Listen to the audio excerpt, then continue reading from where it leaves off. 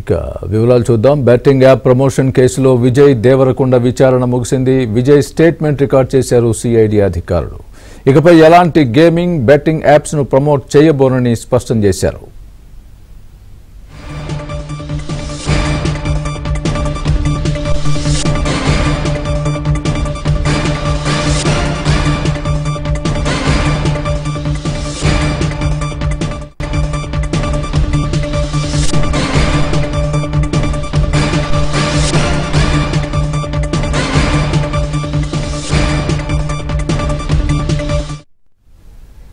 Betting app promotion కేసులో విజయ్ దేవరకొండ విచారణ ముగిసింది. విజయ్ స్టేట్మెంట్ రికార్డ్ చేశారు సిఐడి అధికారులు. ఇకపై ఎలాంటి గేమింగ్ బెట్టింగ్ యాప్స్ ను ప్రమోట్ చేయబోనని స్పష్టం చేశారు. ఇదే అంశానికి సంబంధించి పూర్తి అప్డేట్ మా క్రైమ్ కరెస్పాండెంట్ ప్రవీణ్ చెప్తారు. ప్రవీణ్, చెప్పండి, విజయ్ దేవరకొండ విచారణలో ఏ అంశాల మీద ప్రశ్నలు అడిగారు, దానికి విజయ్ దేవరకొండ ఎలాంటి సమాధానాలు ఇచ్చారు, పూర్తి అప్డేట్ ఇవ్వండి. ఆన్లైన్ బెట్టింగ్ కేసులో దాదాపు గంటన్నరకు పైగా హీరో విజయ్ దేవరకొండను సిఐడి అధికారుల స్పెషల్ టీం విచారణ జరిపింది. 1.5 గంట పాటు జరిగినటువంటి విచారణలో చాలా కీలకమైనటువంటి అంశాలను ప్రస్తావన చేశారు. ఎందుకంటే తెలంగాణ రాష్ట్రంలో బెట్టింగ్ యాప్ల ద్వారా చాలామంది ఆ యాప్లు ప్రమోట్ చేయడం ద్వారా ప్రముఖులు ప్రమోషన్ చూసి ఎంతోమంది పెట్టుబడి పెట్టి లక్షల రూపాయలు పోగొట్టుకున్నారు, ఆత్మహత్యలు చేసుకున్నారు.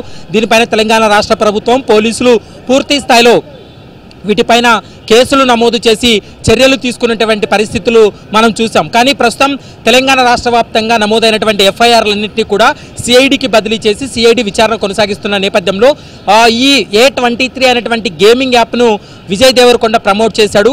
ఈ A23 అనేటువంటి గేమింగ్ యాప్ ప్రమోషన్లో విజయ్ దేవరకొండను చూసి చాలామంది అందులో ఇన్వెస్ట్మెంట్ పెట్టి మోసపోయినటువంటి వాళ్ళు ఉన్నారు. కాబట్టి దాని ఆధారంగా చేసుకొని విజయ్ దేవరకొండను నిందితుడిగా చేర్చారు గతంలో. ప్రస్తుతం అయితే సిఐడి కేసు విచారణ జరుపుతుంది కాబట్టి సిఐడి అధికారులు విజయ్ దేవరకొండను దాదాపు గంటన్నరకు పైగా విచారణ జరిపినటువంటి పరిస్థితి అయితే స్పష్టంగా కనపడుతుంది. ఈ గంటన్నరలో A23 అనేటువంటి ఈ యాప్ గేమింగ్ యాప్, ఇది బెట్టింగ్ యాప్ కాదు అంటూ కూడా సిఐడి అధికారులకు స్టేట్మెంట్ ఇవ్వడం జరిగింది. కేవలం ఇది ఇతర రాష్ట్రాల్లో ఎక్కడైతే లీగల్ ఉందో ఆ రాష్ట్రాల్లో మాత్రమే ఇది లీగల్గా నేను వారితో అగ్రిమెంట్ కుదుర్చుకొని ఈ యాప్ను ప్రమోట్ చేశాను. A23 అనేటువంటి గేమింగ్ యాప్ తెలంగాణ రాష్ట్రంలో అది ఓపెన్ అవ్వదు, బ్లాక్ లిస్ట్లో ఉంటుంది కాబట్టి ఓపెన్ అవ్వదు, కేవలం లీగల్గానే తాను ప్రమోట్ చేశానంటూ కూడా మరోసారి సిఐడి అధికారులకు కూడా స్టేట్మెంట్ ఇవ్వడం జరిగింది. ఆగస్టు 6వ తారీఖున గతంలో మనం చూసాం ఇదే కేసులోని మనీ లాండరింగ్ కోణం ఉందంటూ కూడా ఈడీ అధికారులు విజయ్ దేవరకొండకు నోటీసులు జారీ చేయడంతో విజయ్ దేవరకొండ ఆగస్టు 6న వ్యక్తిగతంగా ఈడీ కార్యాలయం ముందు 5.5 గంటల పాటు విచారణ ఎదుర్కొన్నాడు.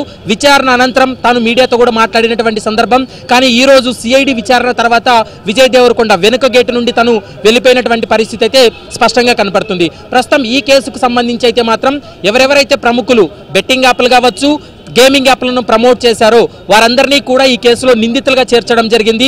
వారందరినీ కూడా విచారణ జరుపుతున్నారు. ఈరోజు విజయ్ దేవరకొండతో పాటు నటుడు ప్రకాష్ రాజ్ కూడా వ్యక్తిగతంగా విచారణకు హాజరు కావాల్సి ఉంది. కానీ తను మరో రోజు విచారణకు హాజరవుతానంటూ కూడా సిఐడి అధికారులకు సమాచారం ఇచ్చినట్లు మనకు అందుతుంది. మరి చూడాలి, ఈ కేసులో మరోసారి అవసరం అనుకుంటే విచారణకు రావాల్సి ఉంటుందంటూ కూడా ఇప్పటికే సిఐడి అధికారులు విజయ్ దేవరకొండకు కూడా సూచనలు చేసినటువంటి పరిస్థితి. ఇక భవిష్యత్తులో బెట్టింగ్ యాప్లు కానీ మరోవైపు గేమింగ్ యాప్లని వేటిని కూడా తాను ప్రమోట్ చేయనంటూ కూడా సిఐడి అధికారుల ముందు తాను స్పష్టం చేసినటువంటి పరిస్థితి. ఇది తెలంగాణ రాష్ట్రంలో గేమింగ్ యాక్ట్ ఉంది కాబట్టి తెలంగాణ రాష్ట్రం ఆవిర్భావం తర్వాత మొట్టమొదటిగా తెలంగాణ రాష్ట్రం ప్రభుత్వం ఈ గేమింగ్ యాక్ట్ను తీసుకొచ్చింది. ఈ గేమింగ్ యాక్ట్ ద్వారా ఎలాంటి గేమింగ్ యాప్లు, బెట్టింగ్ యాప్లు ఇక్కడ నిషేధం, ఇక్కడ ఓపెన్ కావు, కానీ వేరే స్టేట్స్లో ఓపెన్ అవుతాయి. ఆ విధంగా టెక్నికల్గా ఈ స్టేట్లో ఓపెన్ కాదు కాబట్టి వేరే స్టేట్లో అది లీగల్గా ఉంది కాబట్టి A23 అనేటువంటి యాప్ యాజమాన్యంతో తాను అగ్రిమెంట్ కుదుర్చుకున్నది వాస్తవమే. ఆ అగ్రిమెంట్కి సంబంధించినటువంటి వివరాలను సైతం సిఐడి అధికారులకు విజయ్ దేవరకొండ అందజేసినటువంటి పరిస్థితి కనబడుతుంది. ప్రస్తుతం విజయ్ దేవరకొండ చెప్పినటువంటి స్టేట్మెంట్ కావచ్చు, అతని విచారణలో కొంత సహకరించాడనేది సిఐడి నుండి మనకు సమాచారం అందుతుంది. ఈ బెట్టింగ్ యాప్లను ప్రమోట్ చేసినటువంటి వారు, అంటే గేమింగ్ యాప్ వేరు, బెట్టింగ్ యాప్ వేరుగా ఉంటుంది. కానీ గేమింగ్ యాక్ట్ అనేది తెలంగాణ రాష్ట్రంలో అది ఇంప్లిమెంటేషన్లో ఉంది కాబట్టి గేమింగ్ యాప్ ఒకవేళ వాళ్ళు గేమింగ్ యాప్స్ను ప్రమోట్ చేసినా చట్టపరంగా అది అది తప్పు, చట్టపరంగా అది కరెక్ట్ కాదనేటువంటి అంశాన్ని సిఐడి అధికారులు చెప్తున్నారు. మరి రోజువారీ ఇప్పటి వరకు ప్రముఖులు ఎవరెవరైతే ప్రమోట్ చేశారో వారిని కూడా విచారణ జరిపేటువంటి అవకాశం అయితే కనపడుతుంది. ఆగస్టు 6వ తారీఖున గతంలో ఈడీ అధికారుల ముందు విజయ్ దేవరకొండ ఏ విధంగా అయితే స్టేట్మెంట్ ఇచ్చాడో అదే విధంగా ఈరోజు సిఐడి అధికారుల ముందు కూడా విజయ్ దేవరకొండ తన వివరాలు కావచ్చు, తను అనుకున్నటువంటి వివరాలన్నీ కూడా సిఐడి ముందు వాంగ్మూలం రూపంలో చెప్పినటువంటి పరిస్థితి ఉంది. సిఐడి కూడా వాంగ్మూలాన్ని నమోదు చేయడం జరిగింది. మరోసారి విచారానికి ఎప్పుడు ఆదేశించినా అందుబాటులో ఉండాలంటూ కూడా సిఐడి కూడా సూచించినటువంటి పరిస్థితి అయితే కనబడుతుంది.